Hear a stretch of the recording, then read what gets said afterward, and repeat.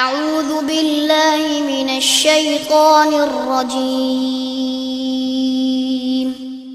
بسم الله الرحمن الرحيم نستعينه ونستغفره ونعوذ بالله من شرور أنفسنا ومن سيئات أعمالنا من يهده الله فلا مضل له ومن يضلل فلا هادي له وأشهد أن لا إله إلا الله وحده لا شريك له وأشهد أن محمدا عبده ورسوله يا أيها الذين آمنوا اتقوا الله حق تقاته ولا تموتن إلا وأنتم مسلمون يا أيها الناس اتقوا ربكم الذي خلقكم من نفس واحدة وخلق منها زوجها وبث منهما رجالا كثيرا ونساء واتقوا الله الذي تساءلون به والأرحام إن الله كان عليكم رقيبا يا أيها الذين آمنوا اتقوا الله وقولوا قولا سديدا يصلح لكم أعمالكم ويغفر لكم ذنوبكم ومن يطع الله ورسوله فقد فاز فوزا عظيما أما بعد فإن خير الحديث كتاب الله وخير الهدي هدي محمد صلى الله عليه وسلم وشر الأمور محدثاتها وكل محدثة بدعة وكل بدعة ضلالة وكل ضلالة في النار۔ شرح السنہ امام بربہاری رحمہ اللہ کی عظیم الشان تالیف ہے، جس کا علماء کرام نے بہت زیادہ اہتمام کیا، جس میں علماء کرام نے بہت زیادہ دلچسپی لی۔ اس کتاب کو بعد میں آنے والوں نے کئی ایک مسائل میں تقسیم کر دیا ہے، یعنی کہ نمبرز لگا دیے ہیں، نمبرز لگانے کے علاوہ کچھ نہیں کیا۔ تو ہم 35 مسائل پہلے پڑھ چکے ہیں اور آج 36واں مسئلہ شروع کریں گے۔ امام بربہاری رحمہ اللہ فرماتے ہیں کہ وما من ذنب الا وللعبد منہ توبہ، کوئی ایسا گناہ نہیں ہے جس گناہ سے بندہ توبہ نہ کر سکے۔ وما من ذنب، کوئی گناہ نہیں ہے الا مگر وللعبد، بندے کو یہ حق حاصل ہے کہ منہ توبہ، کہ اس سے توبہ کر لے۔ اس جملے کے دو مفہوم مراد لیے جا سکتے ہیں۔ نمبر ایک یہ کہ امام بربہاری رحمہ اللہ اس جملے کے ذریعے یہ پیغام دینا چاہتے ہیں کہ ہر گناہ سے توبہ کے دروازے کھلے ہیں۔ کوئی ایسا گناہ نہیں ہے جس کے بارے میں یہ کہا جائے کہ یہ گناہ اتنا بڑا گناہ ہے کہ اب توبہ ممکن نہیں ہے۔ اللہ رب العزت نے اس کی توبہ بھی قبول فرما لی تھی جس نے 100 قتل کیے تھے، اور نبی کریم صلی اللہ علیہ وسلم نے اس شخص کا اسلام بھی قبول کر لیا تھا جس نے آپ کے چچا سید الشہداء امیر حمزہ رضی اللہ عنہ کو قتل کیا تھا۔ شرک سے بڑا گناہ کوئی نہیں ہے۔ جب مشرک کے لیے توبہ کا دروازہ کھلا ہے تو دوسروں کے لیے بدرجہ اولا کھلا ہے۔ اللہ رب العزت قرآن حکیم میں سورہ زمر میں آیت نمبر 53 میں ارشاد فرماتے ہیں 53 میں قُلْ يَا عِبَادِيَ الَّذِينَ أَسْرَفُوا عَلَىٰ أَنفُسِهِمْ لَا تَقْنَطُوا مِن رَحْمَةِ اللَّهِ إِنَّ اللَّهَ يَغْفِرُ الذُّنُوبَ جَمِيعًا إِنَّهُ هُوَ الْغَفُورُ الرَّحِيمُ، کہ اے نبی کریم صلی اللہ علیہ وسلم آپ لوگوں کو بتا دیں، لوگوں کو میری طرف سے یہ پیغام دے دیں کہ میرے وہ بندے جو اپنے آپ پہ بہت ظلم کر بیٹھے، بہت گناہ کما چکے، بڑے بڑے جرائم کا ارتکاب کر چکے، اللہ تعالیٰ ایسے بندوں کو خود مخاطب ہو کر کہتے ہیں لا تقنطوا من رحمت اللہ، اللہ کی رحمت سے مایوس نہیں ہونا۔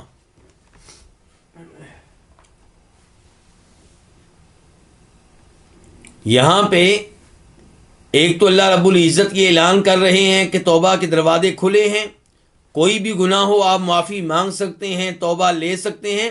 ساتھ یہ کہ اللہ تعالیٰ ایسے مجرموں کو خود مخاطب ہو کر کہہ رہے ہیں کہ لا تقنطوا من رحمت اللہ۔ حالانکہ ہمارے ساتھ کوئی زیادتی کرے تو ہم اسے منہ لگانا پسند نہیں کرتے، اس سے گفتگو کرنے کو دل نہیں چاہتا، لیکن اللہ رب العزت کی رحمت دیکھیے کتنی وسیع ہے کہ اللہ تعالیٰ ایسے مجرموں سے خود مخاطب ہو کر کہہ رہے ہیں کہ لا تقنطوا من رحمت اللہ، تم نے اپنے رب کی رحمت سے مایوس نہیں ہونا۔ ان اللہ یغفر الذنوب جمیعا، یقیناً اللہ تعالیٰ تمام گناہوں کو بخشنے والا ہے۔ انہ هو الغفور الرحیم، اس کے تو یہ نام ہے کہ وہ غفور ہے بہت بخشنے والا، رحیم ہے بہت زیادہ مہربان، نہایت زیادہ رحمتیں کرنے والا۔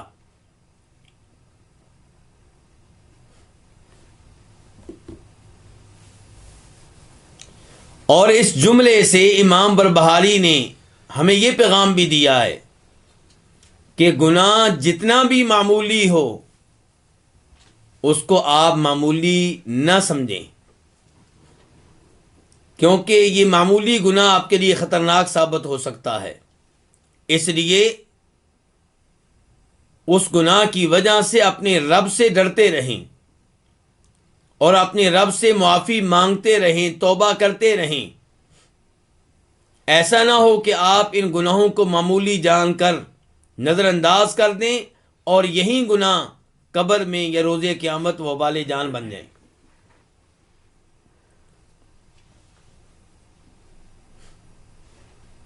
آج کل لوگ غیبت کو جرم نہیں سمجھتے، چغلی کو جرم نہیں سمجھتے، بہت سے لوگ استنجا کا اہتمام نہیں کرتے، جبکہ ہم جانتے ہیں کہ یہ وہ گناہ ہیں جن کی وجہ سے قبر میں عذاب ہوتا ہے۔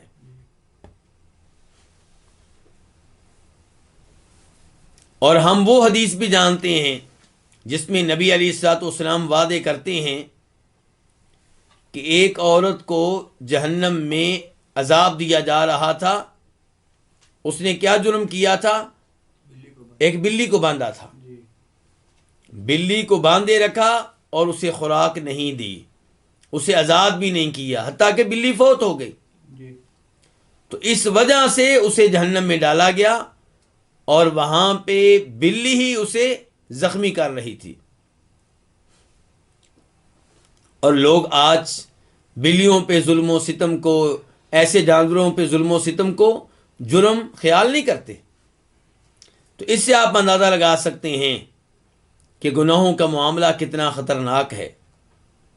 تو امام بربہاری یہی پیغام ہمیں دے رہے ہیں کہ وَمَا مِن ذَنبٍ إِلَّا وَلِلْعَبْدِ مِنْهُ توبہ، کوئی ایسا گناہ نہیں ہے جس کی توبہ ممکن نہ ہو، اور کوئی ایسا گناہ نہیں ہے جس گناہ کے بارے میں انسان سوچے کہ اس کی توبہ کرنے کی ضرورت نہیں ہے۔ ہر گناہ کی توبہ کرتے رہنا چاہیے، اور کسی بھی گناہ کے بارے میں یہ نہیں سمجھنا چاہیے کہ چونکہ میں اتنا بڑا گناہ کر چکا ہوں اور اتنی بار کر چکا ہوں اس لیے میرے لیے توبہ کا دروازہ بند ہو چکا ہے۔ جب تک موت نہیں آتی، جب تک موت کے فرشتے حاضر نہیں ہوتے، جب تک روح حلق تک نہیں پہنچتی، تب تک توبہ کے دروازے کھلے ہیں۔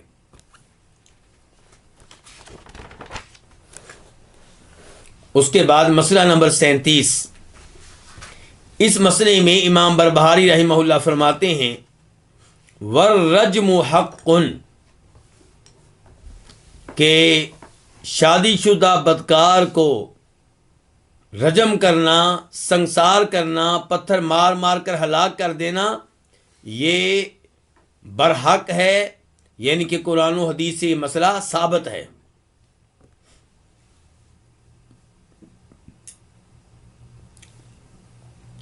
یہ مسئلہ بھی ان مسائل میں سے ایک ہے جن سے پتہ چلتا ہے کہ آپ اہل سنت میں سے ہیں یا نہیں۔ چنانچہ خوارج نے اس سزا کا انکار کیا ہے، وہ اس سزا کو نہیں مانتے، اور موجودہ زمانے کے بہت سے منکرین احادیث بھی اس سزا کو نہیں مانتے۔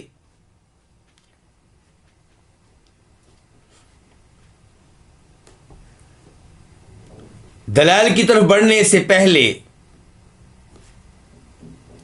میں امام احمد بن حنبل رحمہ اللہ کی عبارت آپ کے سامنے رکھنا چاہوں گا، جس سے پتہ چلے گا کہ امام احمد بن حنبل رحمہ اللہ نے بھی اس سزا کو اپنی اس کتاب میں جگہ دی ہے جس کا نام ہے اصول السنہ، یعنی کہ جو کتاب انہوں نے اہل سنت والجماعت کے عقائد کے بارے میں لکھی ہے۔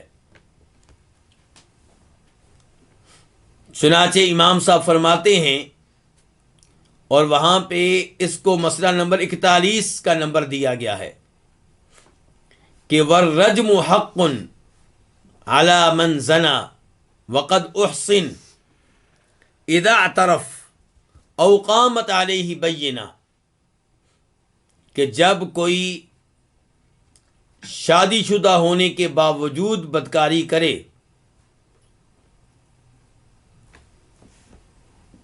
اور اس جرم کا اعتراف کر لے، اقرار کر لے، مان لے، یا گواہ اس کے خلاف گواہی دیں کہ اس نے یہ جرم کیا اور ہم نے اپنی آنکھوں سے دیکھا ہے، تو ایسے مجرم کو سنسار کرنا یہ برحق ہے، شریعت کے عین مطابق ہے۔ یہ کون کہہ رہے ہیں؟ امام احمد بن حنبل رحمہ اللہ فرماتے ہیں وقد رجم رسول اللہ صلی اللہ علیہ وسلم، نبی کریم صلی اللہ علیہ وسلم نے بھی اپنے زمانے میں ایسے مجرموں کو سنسار کیا ہے، اور سنسار کر کے انہیں گناہوں سے پاک کیا ہے۔ وقد رجمت الائمۃ الراشدون، اور خلفائے راشدین نے بھی اپنے اپنے زمانے میں ایسے لوگوں کو سنسار کیا ہے جنہوں نے شادی شدہ ہونے کے باوجود بدکاری کا ارتکاب کیا اور اس جرم کو قبول کیا، تو انہیں یہ سزائیں دی گئی ہیں۔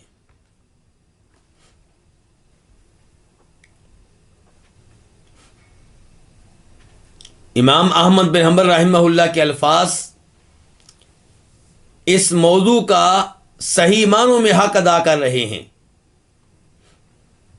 ایک تو بتا دیا کہ سزا کس کو ملے گی؟ جو بدکاری کرے، لیکن کیا ہر بدکاری کرنے والے کو؟ نہیں، جس کی شادی ہو چکی ہو، شادی کے بعد چاہے طلاق دے چکا ہو، چاہے اس کی وائف فوت ہو چکی ہو، شادی ہو چکی ہو، اور پھر وہ اعتراف کر لے، اقرار کر لے، مان لے، یا گواہ مل جائیں، 4 گواہ مل جائیں جو گواہی دیں کہ ہم نے اس کو یہ جرم کرتے ہوئے دیکھا ہے۔ اس کے بعد امام احمد فرماتے ہیں کہ یہ سزا خود نبی علیہ الصلوۃ والسلام نے ان لوگوں کو دی ہے جنہوں نے آپ کے زمانے میں اس جرم کا اعتراف کیا، اور پھر آپ کے بعد خلفائے راشدین نے بھی یہ سزا دی ہے۔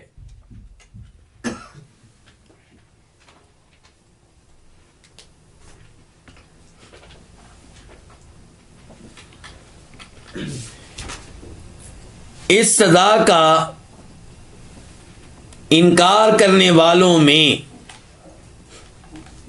ایک بڑا نام مولانا امین احسن اصلاحی کا ہے۔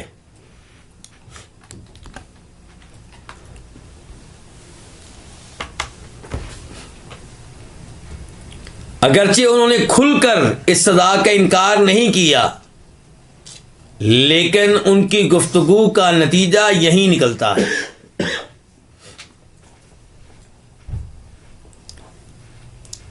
مولانا امین احسن اصلاحی اس بارے میں کیا کہتے ہیں، کیا نظریہ رکھتے ہیں، اس کا خلاصہ آپ کے سامنے رکھنا چاہوں گا۔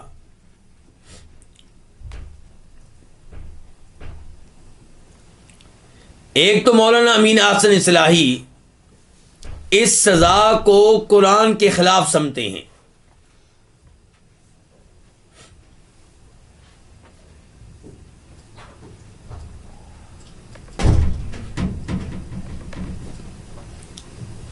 قرآن کے خلاف کیسے؟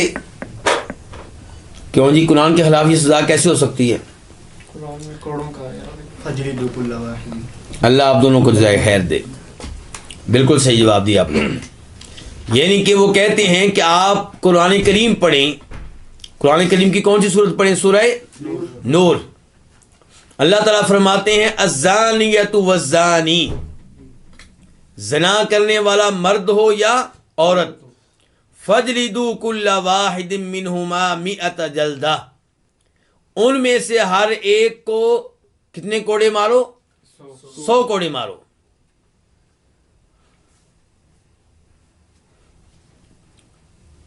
مولانا امین احسن اصلاحی یہ کہنا چاہتے ہیں کہ الزانیۃ والزانی یہ الفاظ عام ہیں۔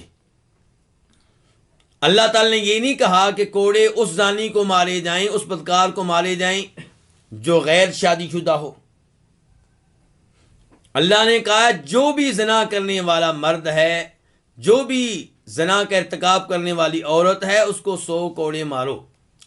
تو کہتے ہیں کہ یہ کہنا کہ شادی شدہ مرد کو اگر وہ زنا کرے تو سنسار کیا جائے گا، یہ موقف، یہ نظریہ قرآن کی اس آیت کے خلاف ہے۔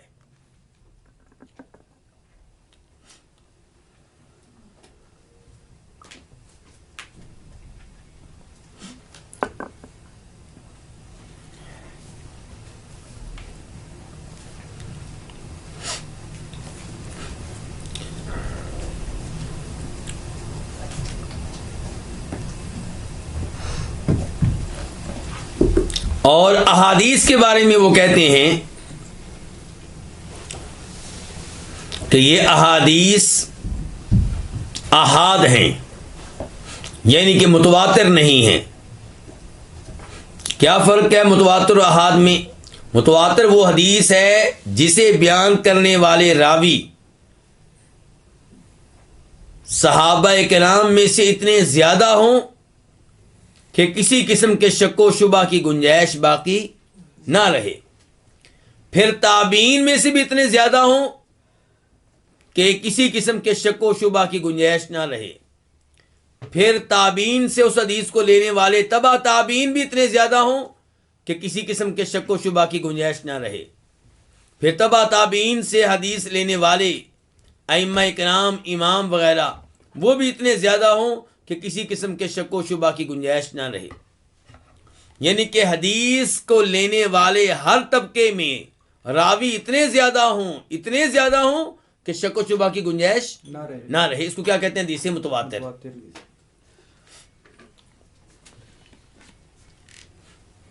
تو مولانا امین احسن اصلاحی یہ کہنا چاہتے ہیں کہ اگر آپ کا موقف یہ ہے کہ الزانیۃ والزانی قرآن کی آیت خاص ہے کن کے ساتھ؟ غیر شادی شدہ کے ساتھ، کمواروں کے ساتھ، ان کے بارے میں قرآن میں حکم آیا ہے کہ وہ اگر زنا کریں تو 100 کوڑے مارو۔ اگر آپ یہ اس آیت کو، جو کہ عام ہے، آیت کے الفاظ ہر زانی کے بارے میں ہیں، شادی شدہ کے بارے میں بھی اور غیر شادی شدہ کے بارے میں بھی، آپ یہ نظریہ پیش کر رہے ہیں کہ یہ آیت خاص ہے غیر شادی شدہ کے ساتھ، اور شادی شدہ کا حکم احادیث میں آیا ہے، اور وہ کیا ہے؟ سنسار کر دیا جائے۔ اگر آپ یہ موقف رکھتے ہیں تو اس موقف کے حق میں دلیل لے کر آئیں۔ دلیل آپ کیا لے کر آئیں گے؟ احادیث، اور جو احادیث آپ لے کر آئیں گے وہ کیا ہے؟ احاد۔ یعنی کہ جو احادیث آپ لے کر آئیں گے ان احادیث کو روایت کرنے والے راوی تھوڑے ہیں، زیادہ نہیں ہیں. یعنی کہ صحابہ کرام میں سے اگر ایک صحابی اس حدیث کو روایت کر رہا ہے تو وہ کیا ہو گئی؟ خبر واحد ہو گئی، متواتر نہ رہی. اگر 2 صحابی ہیں پھر بھی وہ خبر واحد ہی رہی. 3 ہیں، 4 ہیں، 5 ہیں، 6 ہیں، ان سے کام بننے والے بہت زیادہ ہونے چاہیے.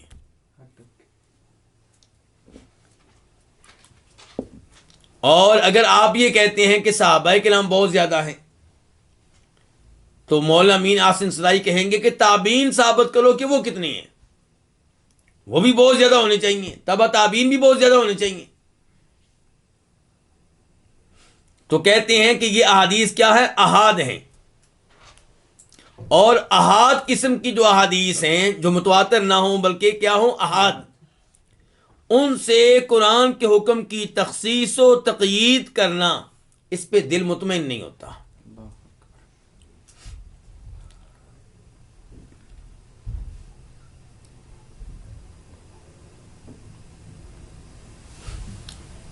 ان سے کہا گیا کہ نبی علیہ الصلوۃ والسلام کے زمانے میں کئی ایک لوگوں کو زنا کے جرم میں کیا کیا گیا؟ رجم کیا گیا، سنسار کیا گیا، پتھر مار مار کر ہلاک کر دیا گیا. تو کیا یہ کافی نہیں ہے؟ تو کہتے ہیں کہ آپ کے زمانے میں جن لوگوں کو ایسی سزائیں دی گئیں وہ عام زانی نہیں تھے. وہ عام زانی نہیں تھے. وہ کون تھے؟ وہ بڑے غنڈے قسم کے لوگ تھے. ان کے الفاظ ذرا آپ سنیں، کیا الفاظ استعمال کر رہے ہیں؟ غنڈے. اور کہتے ہیں کہ ایسے لوگ تھے جو معاشرے کی عزت و ناموس کے لیے خطرہ تھے.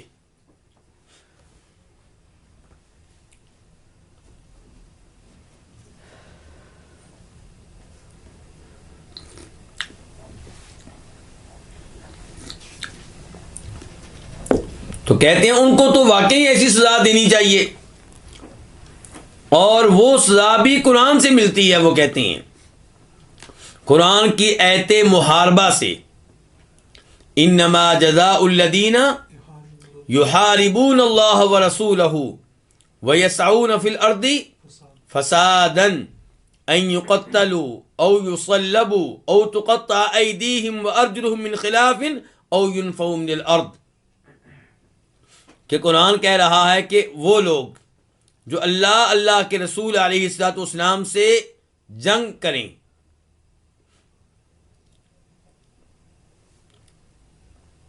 یعنی کہ کھلے عام وہ اعلان کریں کہ ہم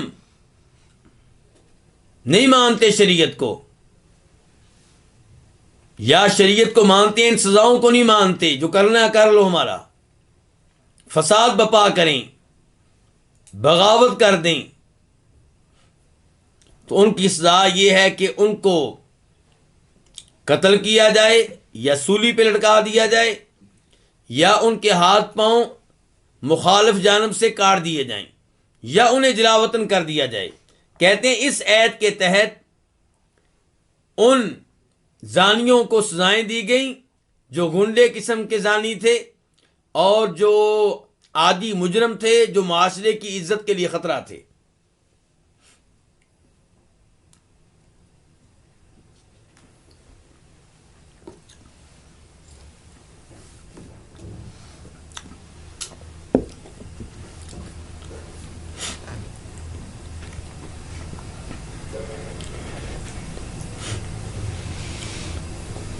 تو اب ہم ان دلائل کی طرف آتے ہیں جن سے پتہ چلتا ہے کہ قرآن و حدیث سے شادی شدہ زانی کے لیے یہی سزا ثابت ہے.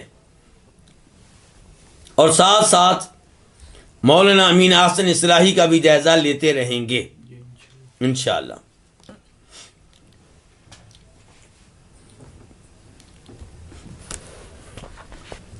پہلے نمبر پہ حدیث ہے وہ جسے روایت کرتے ہیں امام مسلم، نمبر ہے اس کا 1691 1691،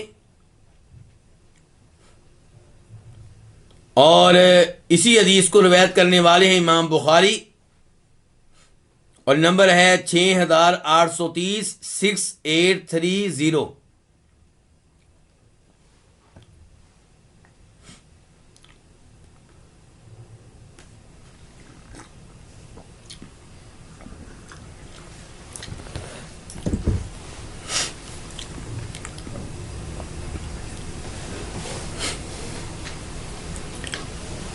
اور اس حدیث کو ذکر کرنے سے پہلے یہ بتا دوں کہ اس حدیث کے بارے میں کیا موقف رکھتے ہیں مولانا امین احسن اصلاحی، اللہ ان کو ہدایت، اب فوت ہو چکے ہیں، ہدایت دے کہنا تو بہرحال وہ اس حدیث کے بارے میں کہتے ہیں کہ یہ روایت کسی منافق کی گھڑی ہوئی معلوم ہوتی ہے۔ یہ روایت کسی منافق کی گڑی ہوئی معلوم ہوتی ہے۔ روایت کون سی؟ جسے امام بخاری اپنی صحیح میں لے کر آئے، جسے امام مسلم اپنی صحیح میں لے کر آئے، جسے امام مالک اپنی موطا میں لے کر آئے، اور جسے عبداللہ بن عباس روایت کر رہے ہیں صحابی، اور ان سے لینے والے کون ہیں؟ ان سے لینے والے ہیں عبید اللہ بن عبداللہ بن عتبہ بن مسعود، اور یہ کون ہیں؟ فقہائے سبع میں سے، یعنی کہ مدینہ کے 7 بڑے محدث مفسر فقیہ علماء کے نام میں سے ایک، اور ان سے اس حدیث کو لینے والے کون ہیں؟ امام ابن شہاب زہری، بہت بڑے محدث، اور ان سے اس حدیث کو لینے والے کون ہیں؟ صالح بن کیسان، اور ان سے لینے والے کون ہیں؟ ابراہیم بن سعد، یعنی کہ بڑے بڑے یہ ائمہ کرام اس حدیث کو روایت کر رہے، اپنی کتابوں میں جگہ دے رہے، اور امت کا اجماع چلا آ رہا ہے سزا کے اوپر اور ایسی حدیث کے اوپر۔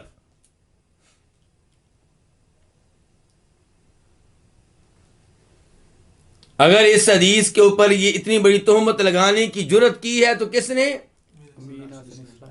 یعنی کہ پاک و ہند میں نمودار ہونے والی اس شخصیت نے جرت دیکھیے آپ۔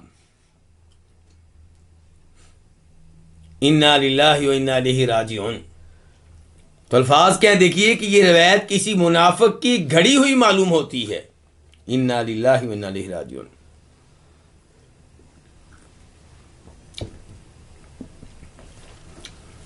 بہت نقصان پہنچایا ہے مولانا امین احسن اصلاحی کے انکار حدیث کے نظریہ نے اسلام کو، اور موجودہ زمانے میں ان سے کہیں بڑھ کر نقصان پہنچا رہے ہیں اسلام کو جاوید احمد غامدی۔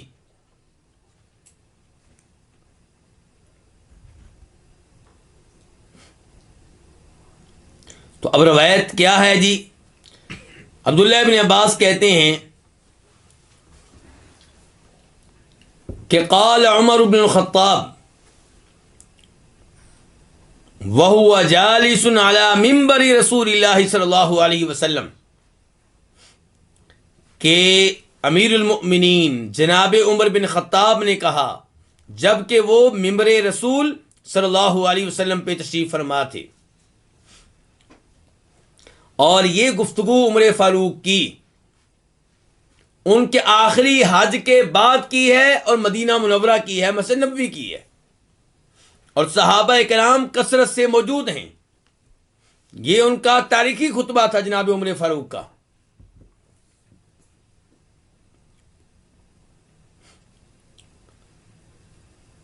کہتے ہیں ان اللہ قد بعث محمدا بالحق، بے شک اللہ رب العزت نے ہمارے نبی جناب محمد صلی اللہ علیہ وسلم کو حق دے کر بھیجا، وَأَنزَلَ عَلَيْهِ الْكِتَابِ، اور اللہ تعالیٰ نے آپ پہ قرآن نازل کیا، فَكَانَ مِمَّا أَنزَلَ اللَّهُ عَلَيْهِ آیَةُ الرَّجْمِ، قرآن میں آپ علیہ الصلوۃ والسلام پہ جو آیتیں نازل ہوئیں ان میں ایک آیت رجم ہے، سنسار والی آیت ہے۔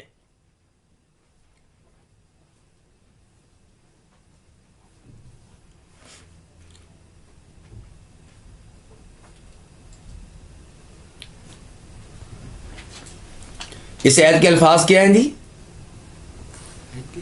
جی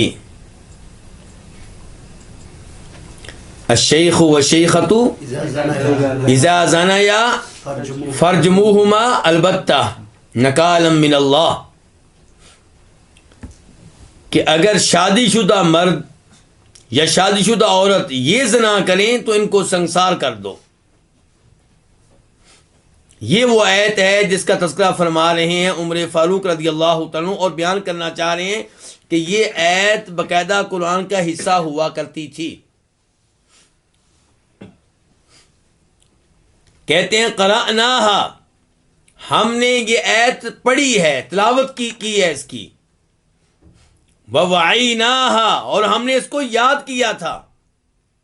وعقلناہا، اور ہم نے اس آیت کا معنی مفہوم سمجھا.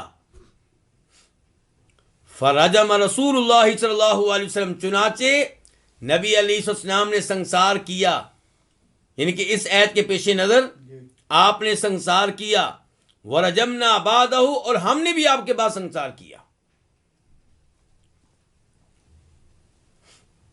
فاخشا، مجھے خطرہ ہے.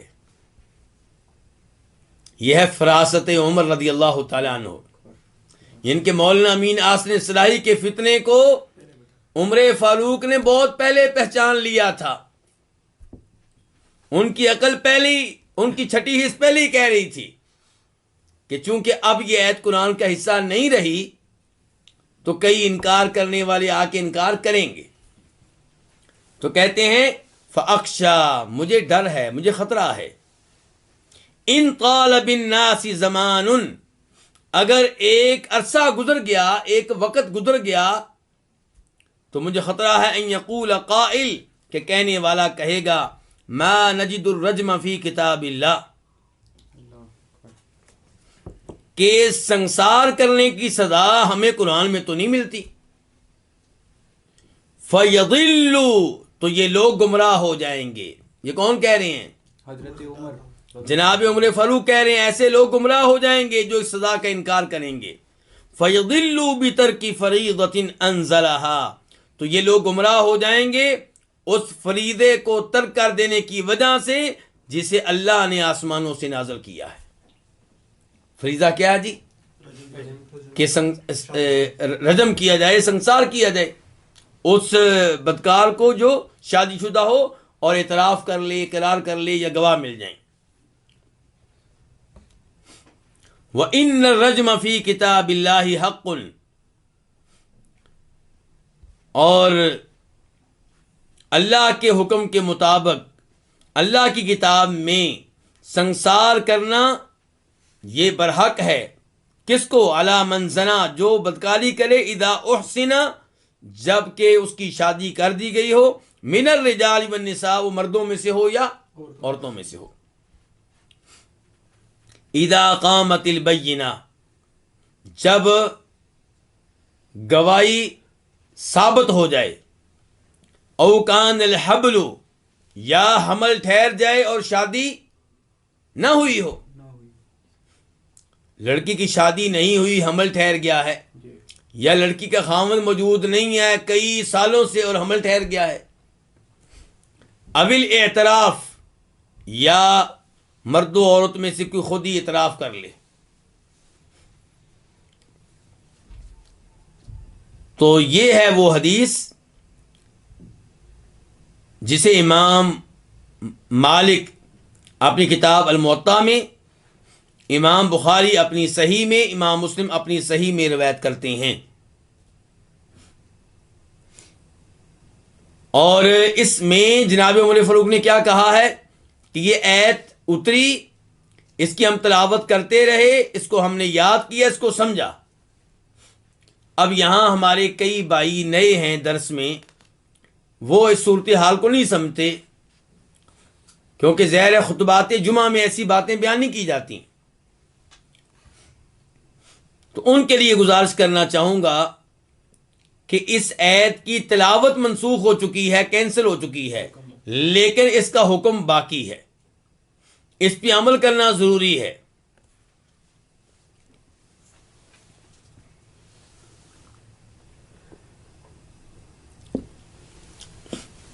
آپ کہیں گے تلاوت کیوں کینسل کر دی گئی ہے؟ تو جواب یہ ہے کہ کسی حکمت کے پیش نظر، جس حکمت کو صحیح معنوں میں کون بہتر جانتا ہے؟ اللہ تعالیٰ۔ میں اور آپ، ہماری اتنی حیثیت نہیں ہے کہ ہم کہیں کیوں، کس لیے، لیکن علماء کرام نے اس کی چند حکمتیں لکھی ہیں، ان میں سے ایک دو یہ کہ اللہ تعالیٰ میرے اور آپ کے ایمان کا امتحان لیتے ہیں کہ اگر اللہ نے ایک آیت نازل کر کے اس کی تلاوت اٹھا لی تو کیا ہم اس صورتحال کو بھی قبول کرنے کے لیے تیار ہیں، یا یہاں پہ آ کے ہمارا ایمان ڈگمگانے لگتا ہے، متردد ہو جاتا ہے، شکوک و شبہات پیدا ہونا شروع ہو جاتے ہیں۔ ذرا اس موضوع سے نکل کے چلے جائیے دوسرے موضوع کی طرف۔ کون سا؟ قبلہ کی تبدیلی کا۔ مدینہ میں آئے، نمازیں شروع ہو گئیں، کس طرح منہ کر کے؟ بیت المقدس کی طرف۔ 16 مہینے 17 مہینے سلسلہ جاری رہا، پھر قبلہ تبدیل کر دیا گیا۔ تو اس وقت بھی اعتراض کرنے والوں نے اعتراض کیا تھا، اور کیا کہا تھا؟ سیقول السفہاء من الناس ما ولاہم عن قبلتہم التی کانوا علیہا۔ یہ کیا کھیل تماشا ہے جی؟ کبھی قبلہ یہ، کبھی قبلہ وہ، انہوں نے اس کو معیار بنا لیا، کس کا؟ حق و باطل کا۔ یعنی کہ کہنے لگے کہ اگر یہ دین واقعی اللہ کی طرف سے ہوتا تو اللہ نے ایک ہی بار ایک ہی قبلہ کہنا تھا، یہ نہیں کہنا تھا کبھی وہ کبھی یہ۔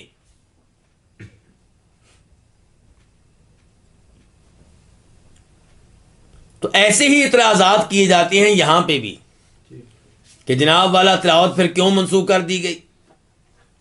بھئی میرا اور آپ کا کام ہے ماننا، یا تو آپ یہ کہیں کہ ہم مسلمان نہیں ہیں، پھر آپ جو مرضی اعتراض کریں۔ اگر آپ کہتے ہیں کہ آپ مسلمان ہیں تو مسلمان وہ ہے جو اپنی گردن جھکا دے، حدیث ثابت ہو گئی، قرآن کی آیت ثابت ہو گئی، مان لیا بس۔ اللہ نے کیوں کینسل کی تلاوت اللہ بہتر جانے، لیکن ایک حکمت علماء کرام نے بتائی ہے کہ اس میں امتحان ہو رہا ہے میرا اور آپ کا، کہ ہمارا ایمان جو ہے وہ کیا اپنی مرضی کے مطابق ہے، اپنی عقل کے مطابق ہے، یا اللہ کی مرضی کے مطابق ہے، شریعت کی مرضی کے مطابق ہے۔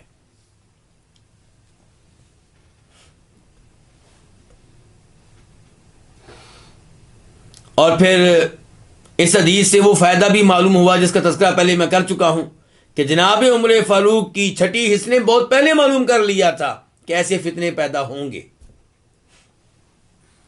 اور اس کی ایک اور مثال بھی ہے، عمر فاروق تو حجر اسود کے پاس آئے تھے، کیا کہا تھا؟ اس زمانے میں، جس زمانے میں شرک کا کوئی خطرہ نہیں تھا، صحابہ اکرام اور تابعین میں کھڑے ہو کے کہا تھا، اے حجر اسود تو ایک پتھر ہے، تو نفع و نقصان کا مالک نہیں ہے، اور مجھے اس پہ اچھی طرح یقین ہے، لیکن بوسہ کیوں دے رہا ہوں؟ کیونکہ اللہ کے رسول نے دیا تھا، اللہ کے رسول نے نہ دیا ہوتا میں نے نہیں دینا تھا صلی اللہ علیہ وسلم۔ تو یہ پیغام انہوں نے کس کو دیا تھا؟ مجھے اور آپ کو، تاکہ بعد میں کوئی فتنہ پیدا نہ ہو۔ تو یہ ہے جی وہ حدیث جس کے بارے میں کیا کہا تھا مولانا امین حسن صلاحی نے، کہ یہ روایت کسی منافق کی گھڑی ہوئی معلوم ہوتی ہے۔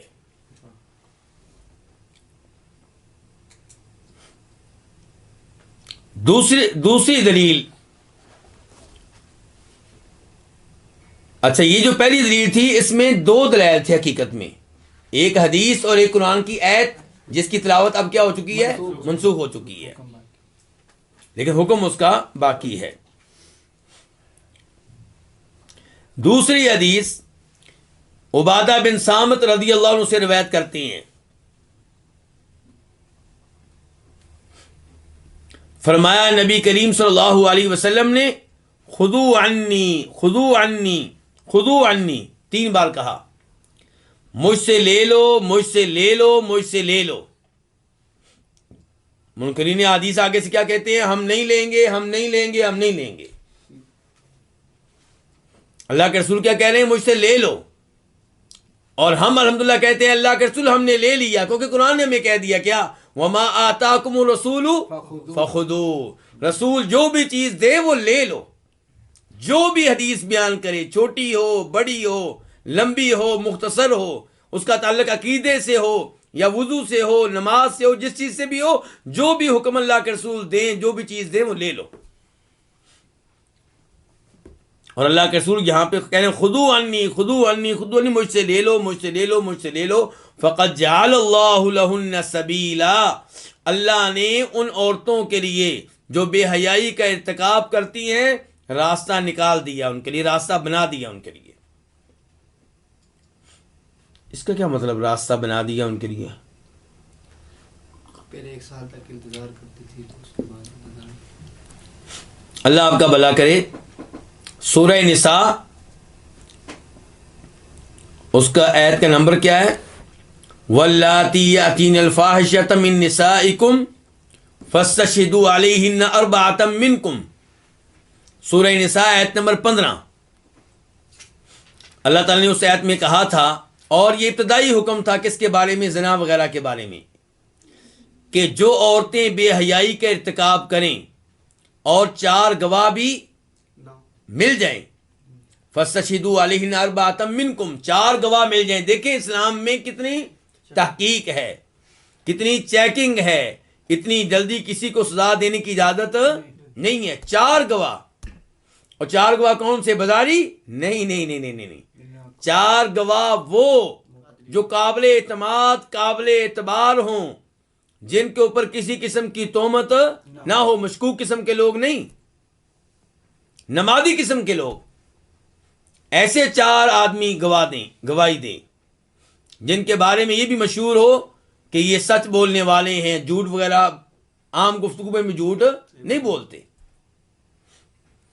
اور پھر گواہی کیا دیں؟ کہ ہم نے اپنی آنکھوں سے منظر دیکھا ہے، یہ نہیں کہ ہم نے سنا ہے، یہ نہیں کہ کوئی عورت کہہ رہی تھی۔ 4 مرد گواہ دیں اپنی آنکھوں سے ہم نے منظر دیکھا ہے۔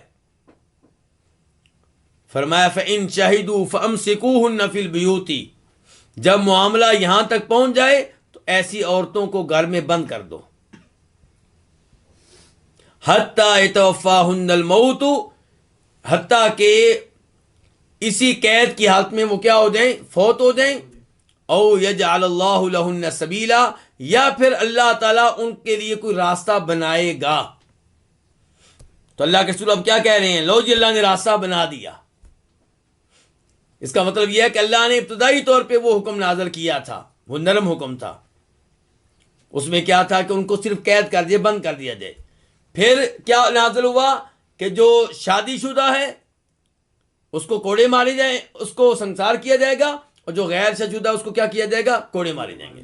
یہ کہہ رہے ہیں اللہ کے رسول علیہ السلام، البکر بالبکر جلد 100 ونفی سنہ، کنوارا مرد ہو، کنواری عورت ہو تو 100 کوڑے مارے جائیں گے، اور 1 سال کے لیے جلا وطن کر دیا جائے گا، اپنے شہر سے نکال دیا جائے گا۔ وَالثَّيِّبُ بِالثَّيِّبِ، اور اگر شادی شدہ مرد ہو یا شادی شدہ عورت ہو تو پھر جلد 100 کوڑے بھی مارے جائیں گے، والرجم، اور سنسار بھی کیا جائے گا۔ مسلم شریف میں اس حدیث کا نمبر ہے 1690، 1690۔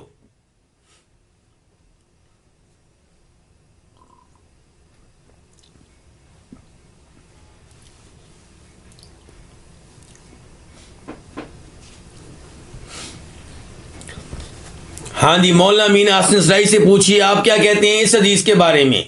مسلم شریف کہتے ہیں کہ جو آیت میں پڑھ رہا ہوں وہ قرآن ہے، اور یہ کیا ہے؟ حدیث ہے، اور حدیث قرآن کو منسوخ نہیں کر سکتی۔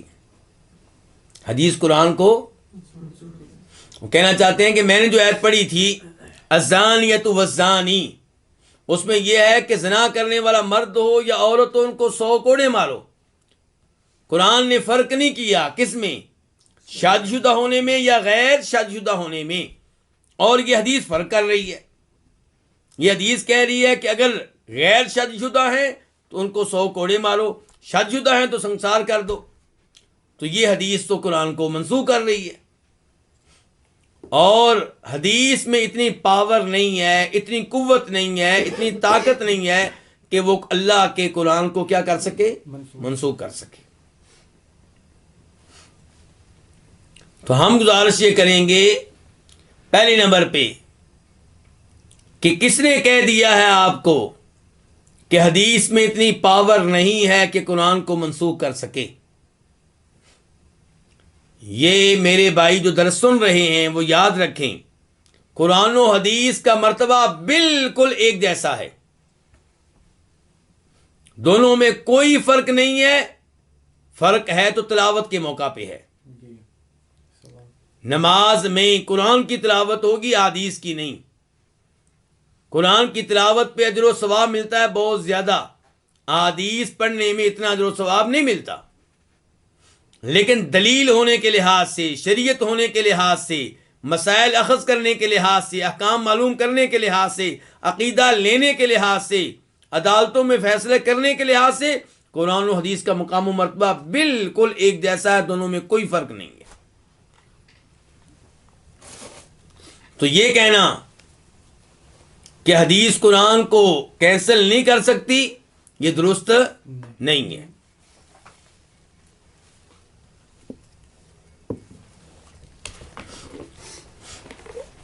دوسرے نمبر پہ یہاں پہ نسخ کا مسئلہ ہے ہی نہیں.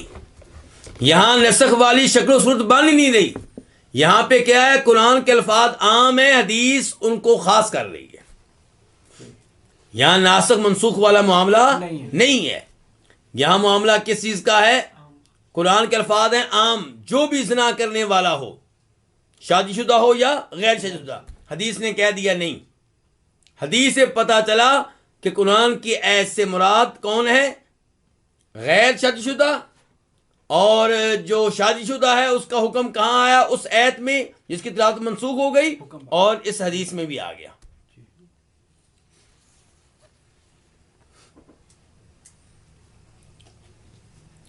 اس کے بعد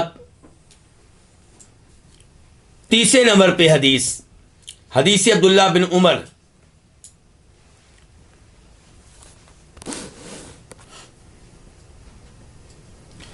ان الیہود جاؤوا الی رسول اللہ صلی اللہ علیہ وسلم. یہودی نبی کریم صلی اللہ علیہ وسلم کے پاس آئے. فذکروا لہ، تو انہوں نے آپ سے تذکرہ کیا اس بات کا کہ ان رجلا منہم وامرأۃ زنیا، کہ ان میں سے ایک آدمی نے اور ایک عورت نے بدکاری کی ہے. کن میں سے؟ یہودیوں میں سے. فقال لهم رسول اللہ صلی اللہ علیہ وسلم، تو ان سے نبی صلی اللہ علیہ وسلم نے کہا ما تجدون فی التوراۃ فی شأن الرجم، تم تورات میں سنسار کرنے کے معاملے میں کیا تعلیمات پاتے ہو؟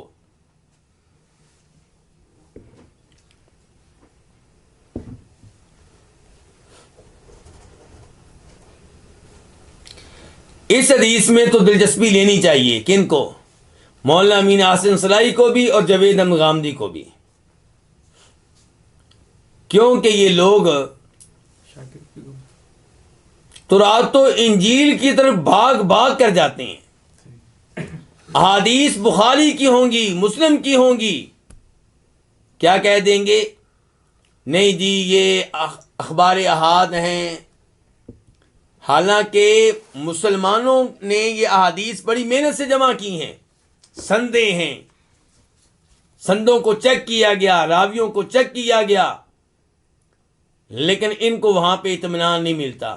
تورات و انجیل جس کے بارے میں قرآن بتائے کہ ان میں تبدیلیاں ہو چکی، تحریف ہو چکی، گڑبڑ ہو چکی، ان پہ بڑی جلدی یقین کرتے ہیں.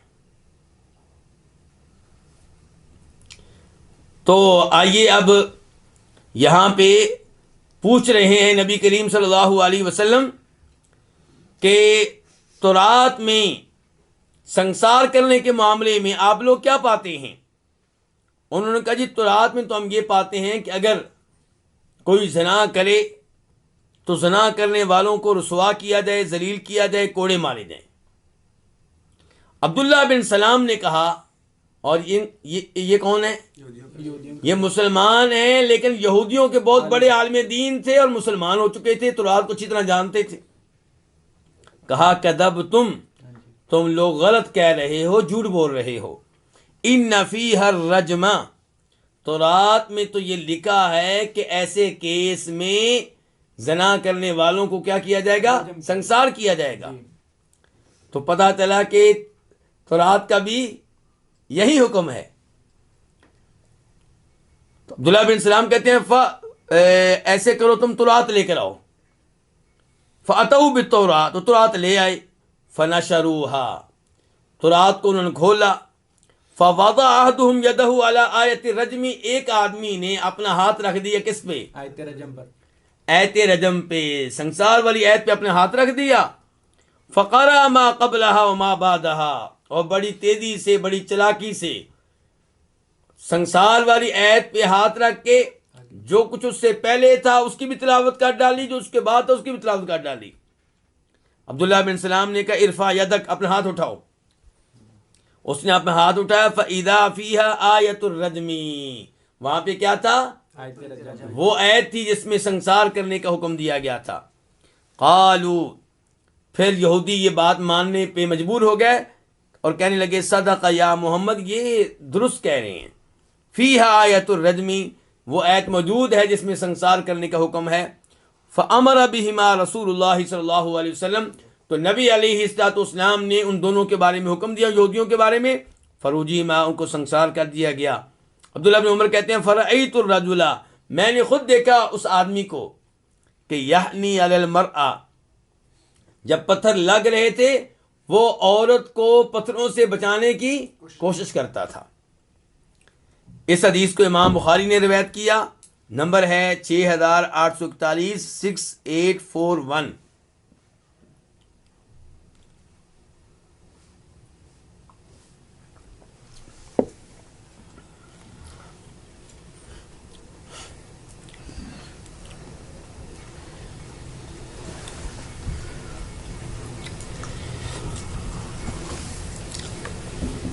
اس کے بعد حدیث نمبر 4، اس کو روایت کرنے والے کون ہیں؟ جناب ابو ہریرہ اور زید بن خالد۔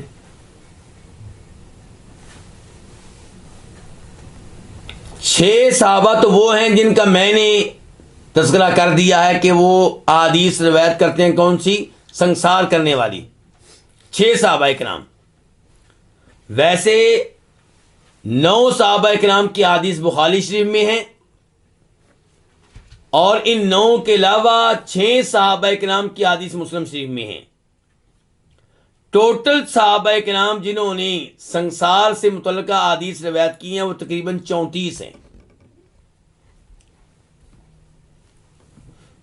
اس سب کے باوجود مولانا امین احسن صلاحی مطمئن نہیں ہے۔ حقیقت یہ ہے کہ یہ احادیث کیا ہے؟ متواتر ہیں۔ ہمارا تو زور اس بات پہ ہے کہ متواتر نہ بھی ہوں تب بھی مانا جائے، لیکن بتا رہے ہیں کہ یہ احاد نہیں ہے، کیا ہے؟ متواتر ہے۔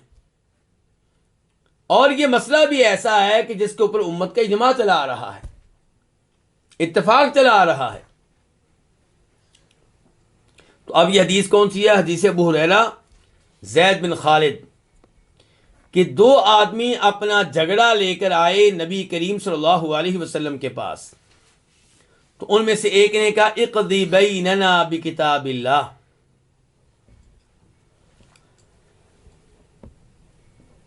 آپ ہمارے درمیان فیصلہ کریں کس کے مطابق؟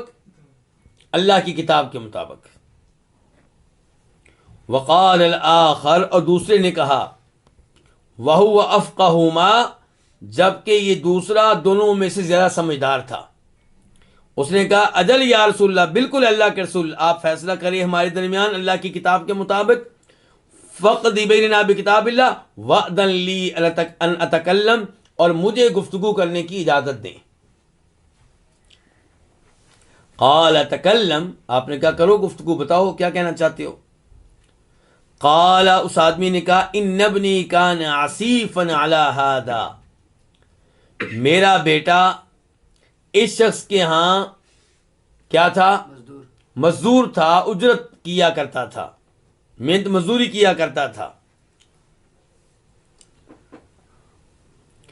قال مالک، امام مالک کہتے ہیں والعصیف الاجیر، یہ عصیف جو لفظ ہے اس کا معنی کیا ہے؟ اجرت کرنے والا، اجرت پہ کام کرنے والا. آدمی کہتا ہے فزنا بامرأتہ، تو میرے بیٹے نے اس کی وائف کے ساتھ بدکاری کی. فاخبرونی، تو لوگوں نے مجھے یہ مسئلہ بتایا کہ ان علی ابنی الرجم، میرے بیٹے کو سنسار کیا جائے گا. فافتدیت منہ بمئۃ شاۃ وبجاریۃ لی، تو میں نے اس عورت کے خامند کو، جس عورت کے ساتھ بدکاری ہوئی ہے، خامند کو 100 بکریاں دیں اور ایک لونڈی دی. یہ مال دے کر اپنے بیٹے کی جان بچائی.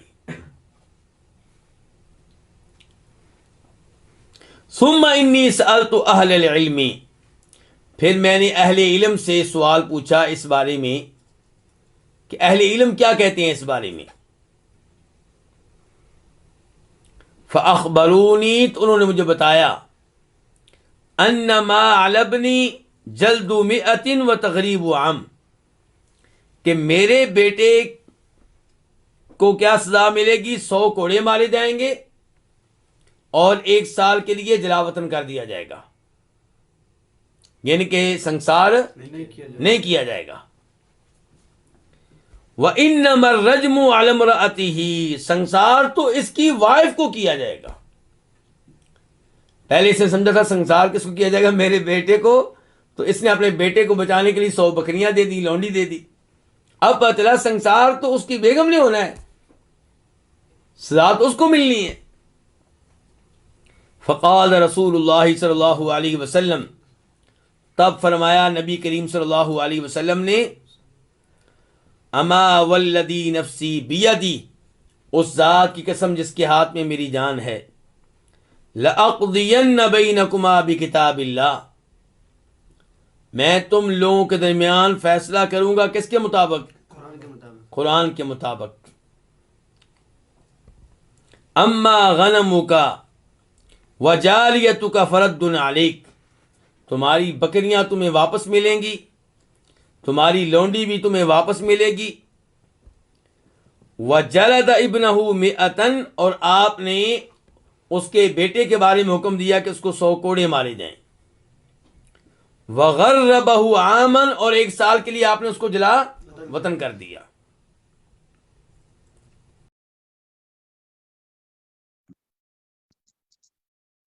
وَأَمَرَ أُنَيْسًا الْأَسْلَمِي، اور آپ نے انیس اسلمی کو حکم دیا ان یأتی امرأۃ الآخر، کہ وہ دوسرے آدمی کی وائف کے پاس جائے، اس سے تفتیش کرے، اس سے پوچھے. فَإِنِ اعْتَرَفَتْ فَارْجُمْهَا، آپ نے کہا اگر وہ مان لے کہ میں نے گناہ کیا ہے تو اس کو کیا کر دینا؟ سنسار کر دینا. فَاعْتَرَفَتْ، چنانچہ اس نے مان لیا، اقرار کر لیا. فَرَجَمَهَا، تو اس صحابی نے، انیس اسلمی نے اس کو سنسار کر دیا. یہ حدیث کہاں ہے؟ یہ جی بخاری میں 6841، 6842، 6842. اب اس حدیث کے اوپر غور کریں. ایک تو یہ کہ لوگ شریعت کو نظر انداز کر کے اپنی طرف سے فیصلے سنا دیتے ہیں، اور یہ چیز پاک و ہند میں عام ہے. جھگڑے تو صبح و شام لوگوں میں ہوتے رہتے ہیں، لیکن مسئلہ یہ ہے کہ جھگڑے کا حل کہاں سے ہمیں ملتا ہے؟ کوئی نہ کوئی محلے کا چودھری بیٹھ جائے گا، کوئی ایسا آدمی بیٹھ جائے گا جس کو لوگ بہت عقل مند سمجھتے ہیں، اور وہ عقل مند نہ قرآن جانتا ہے نہ حدیث جانتا ہے، اور اپنی طرف سے کوئی نہ کوئی فیصلہ سنا دے گا۔ ایسے ہی فیصلے سنائے جاتے ہیں، آج کل فیصلے ایسے ہی ہوتے ہیں کہ جناب ان لوگوں کا لڑکا آیا تھا ہمارے گاؤں میں، ہماری عورتوں کے ساتھ یہ کیا ہے، اس کو اوپر جرمانہ ڈال دیں گے اور کہانی ختم۔ بس قرآن کچھ اور کہے گا، احادیث کچھ اور کہیں گی، اور وہ کچھ اور ہی فیصلے کر رہا ہوگا۔ اب یہاں پہ دیکھیے، اس آدمی نے 100 بکریاں دی ہیں، ایک لونڈی دی ہے اپنے بیٹے کی جان بچانے کے لیے۔ وہ سمجھ رہا تھا کہ چونکہ جرم میرے بیٹے نے کیا ہے ان کے پاس جا کے ان کی وائف کے ساتھ، اس لیے قصور صرف میرے بیٹے کا ہے۔ اس کو تو بعد میں پتا چلا کہ سزا دونوں کو ملنی ہے، اور سنسار تو اس کی وائف کو کیا جائے گا۔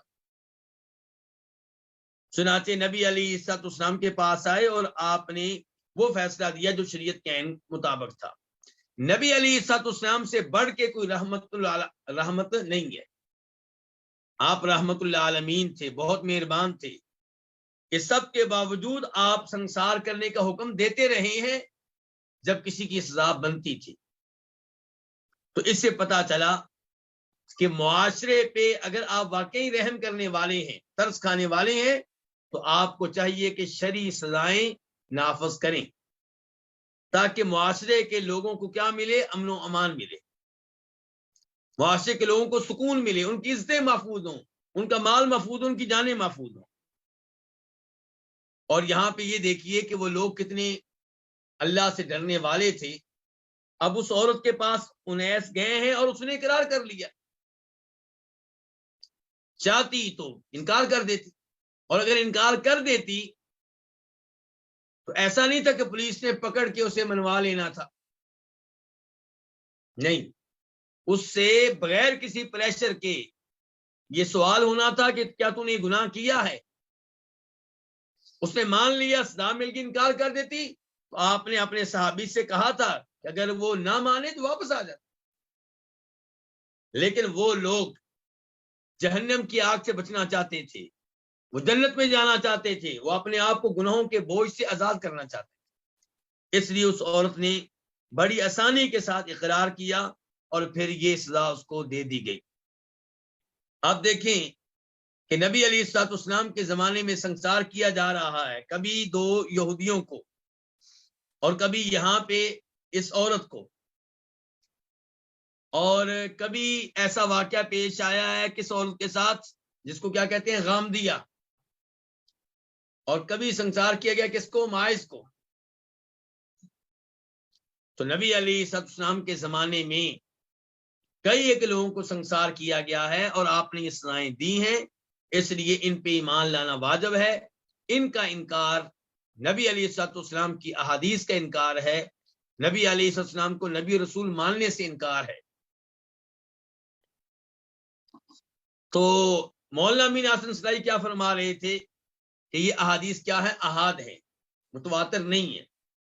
حافظ ابن حجر رحمہ اللہ التلخیص الحبیر میں فرماتے ہیں کہ والرجم مما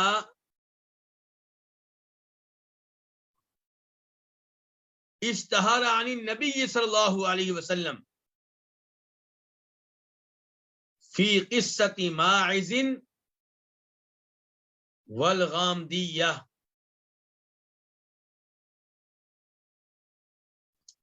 والیہودیین۔ کہتے ہیں کہ نبی علیہ السلام نے سنسار کیا، یہ بات تو مشہور و معروف ہے، ایسا ماعز کے قصے اور واقعے میں ہوا، غامدی عورت کے واقعے میں ہوا، 2 یہودیوں کے واقعے میں ایسا ہوا۔ وعلی ذلک جری الخلفاء بعدہ، اور اسی پہ عمل کرتے رہے آپ کے بعد آنے والے خلفاء۔ فبلغ حد التواتر، حافظ ابن حجر کہتے ہیں کہ اس چیز کا ثبوت تو تواتر کی حد تک پہنچ چکا ہے.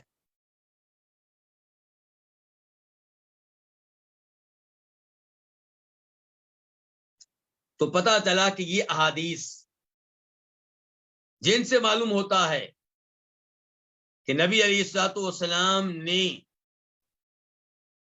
شادی شدہ مرد و عورت کی سزا یہ بیان کی ہے کہ اگر وہ بدکاری کرے تو انہیں سنسار کر دیا جائے، یہ چیز متواتر احادیث کے ذریعے ثابت ہے.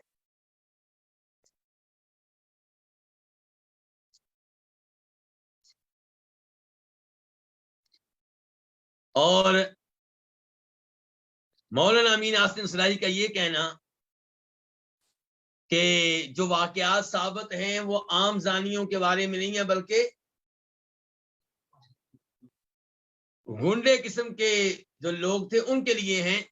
یہ یعنی کہ انہوں نے یہ بات اپنی طرف سے کہی ہے، اس کی کوئی دلیل نہیں ہے، اس کا کوئی ثبوت نہیں ملتا.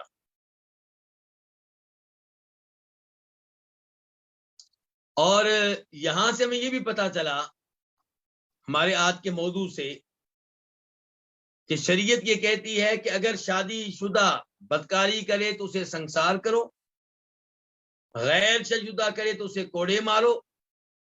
اس کا مطلب ہے کہ شریعت بدکاری کو پسند نہیں کرتی. اس لیے قرآن میں کہا گیا ولا تقربوا الزنا، زنا کے قریب بھی نہ جاؤ. یعنی کہ ایسے راستے اختیار کرنے کی بھی اجازت نہیں ہے جن راستوں کو اختیار کریں تو نتیجہ کل کو زنا کی شکل میں نکل سکتا ہے. ایسے ماحول میں رہنا، ایسی آفس میں کام کرنا، ایسے اپنے بچوں کو ایسے اسکول میں بھیجنا، ایسے کالج میں بھیجنا، ایسی یونیورسٹی میں بھیجنا، ایسے ماحول میں بھیجنا جس ماحول میں اس گناہ کا ارتکاب کرنے کا خطرہ موجود ہے، تو یہ درست بالکل نہیں ہے. اور ہمارے یہاں اسلامی ممالک میں افسوس سے کہنا پڑتا ہے ایسے لوگ ہیں جو یہ نعرے عورتوں سے لگواتے ہیں اور عورتیں لگاتی ہیں، اگرچہ وہ چند ایک ہیں، کہ میرا جسم میری مرضی، جبکہ شریعت کہہ رہی ہے کہ جو اپنی مرضی کرے گی اس معاملے میں اسے سنسار کر دیا جائے گا، اسے ہلاک کر دیا جائے گا، اسے اللہ کی زمین پہ رہنے کا حق حاصل نہیں ہوگا. اور اگر شادی کے بغیر ہے تو پھر کیا ہوگا، اسے 100 کوڑے مارے جائیں گے. تو پتہ چلا کہ میرا جسم میری مرضی کا نعرہ غلط ہے. یہ جسم اللہ کا دیا ہوا اور اس پہ مرضی کس کی چلے گی؟ اللہ رب العزت کی چلے گی. یہاں پہ آخر میں یہ مسئلہ بھی واضح کر دوں کہ جب ہم یہ سزائیں بیان کرتے ہیں سنسار کرنے کی اور ادھر کوڑے مارنے کی، تو لوگوں کے ذہنوں میں وہ کوڑے آ جاتے ہیں جو انہوں نے دیکھے ہوتے ہیں پولیس اسٹیشنوں میں، اور وہاں پہ جس انداز سے مجرموں کی پٹائی کی جا رہی ہوتی ہے اور ان کو کوڑے مارے جا رہے ہوتے ہیں، زور سے کوڑا مارا جاتا ہے، جس کو کوڑا لگتا ہے اس کی بوٹیاں الگ الگ ہو جاتی ہیں، گوشت اس کا اڑ رہا ہوتا ہے. جبکہ شریعت میں جو کوڑے مارنے کا کہا گیا ہے اس کا مطلب یہ ہے کہ کوڑا لیا جائے گا اور جو مارنے والا ہے وہ درمیانی درجے کی قوت کے ساتھ مارے گا، نہ بہت زور سے نہ بہت آہستہ، اور اتنے زور سے نہیں مارے گا کہ اس کا گوشت الگ ہو جائے. چہرے پہ مارنے کی اجازت نہیں ہوگی، جسم کے ان اعضاء پہ مارنے کی اجازت نہیں ہوگی جہاں کوڑا مارا جائے تو مرنے کا خطرہ ہے. اور پھر یہ کوڑا ایک ہی جگہ پہ نہیں مارا جائے گا، جسم کے مختلف حصوں میں مارا جائے گا. شریعت کا مقصود کیا ہے کہ یہ لوگ عبرت کا نشان بن جائیں تاکہ باقی لوگ اس گناہ سے دور رہیں اور باقی لوگ اپنے بچوں کو ان گناہوں سے دور رکھنے کی کوشش کریں تاکہ اللہ رب العزت کی رحمتیں اور برکتیں نازل ہوتی رہیں اور یہ معاشرہ اللہ کے عذاب سے محفوظ رہے. یہ مقصود ہے. تو بہرحال یہ شادی شدہ زانی کو مرد ہو یا عورت سنسار کرنا، یہ سزا جو ہے اسے اہل سنت والجماعت مانتے ہیں اور اس کے اوپر ایمان رکھتے ہیں، اور اگر کوئی اس کا انکار کرتا ہے تو اس کا اہل سنت سے کوئی تعلق اور واسطہ نہیں ہے. وصلی اللہ تعالی علی نبینا محمد وعلی آلہ وصحبہ اجمعین.